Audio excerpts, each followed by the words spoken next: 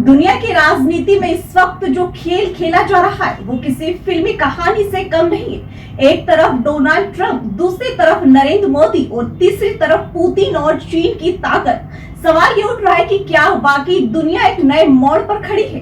कहानी शुरू होते ही ट्रंप से, जिन्हें कुछ लोग अमेरिकी ट्रंप वर्सेस ग्लोबल पॉलिटिक्स नई बहस।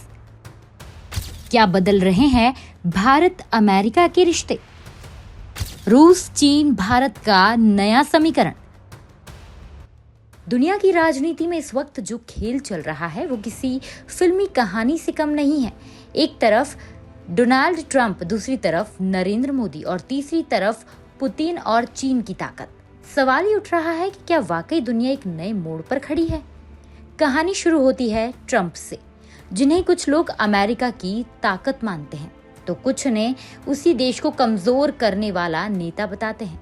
आरोप ये भी लगाए जा रहे हैं कि ट्रंप का झुकाव रूस की तरफ रहा है और उनके चुनाव में रूस की भूमिका को लेकर पहले भी सवाल उठते रहे हैं। इसी बीच भारत और अमेरिका के रिश्तों को लेकर भी चर्चाएं तेज है। अब बात आती है भारत की। प्रधानमंत्री नरेंद्र मोदी, जो वैश्विक मंच पर भारत की मजबूत पहचान बना चुके हैं, अचानक बदलते समीकरणों के बीच खड़े नजर आते हैं। कुछ विश्लेषकों का मानना है कि दुनिया की राजनीति अब सिर्फ दोस्ती या दुश्मनी तक सीमित नहीं रही, बल्कि ये पूरी रणनीतिक हितों पर आधारित हो गई है। इसी बीच चीन का एंगल कहानी को और दिलचस्प बना देता है। अगर चीन रेयर अर्थ मेटल्स पर रोक लगाता है तो इसका सीधा असर अमेरिका की टेक कंपनियों आईफोन, मैकबुक, टेस्ला, स्पेसएक्स पर पड़ सकता है।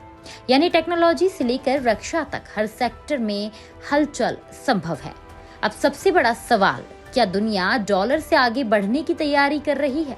आज भी डॉलर ही ग्लोबल ट्रेड की रीढ़ है, लेकिन अगर भारत, रूस और चीन जैसे देश मिलकर अपनी करेंसी में व्यापार शुरू करते हैं तो ये वैश्विक आर्थिक व्यवस्था को पूरी तरह बदल सकता है। 2029 को लेकर जो चर्चा है वो इसी बदलाव की ओर इशारा करती है, जहां दुनिया का बड़ा हिस्सा डॉलर से दूरी बनाकर नई आर्थिक व्यवस्था की तरफ बढ़ सकता है। लेकिन क्या ये संभव है? क्या इतनी बड़ी ताकतें एक साथ आ सकती है?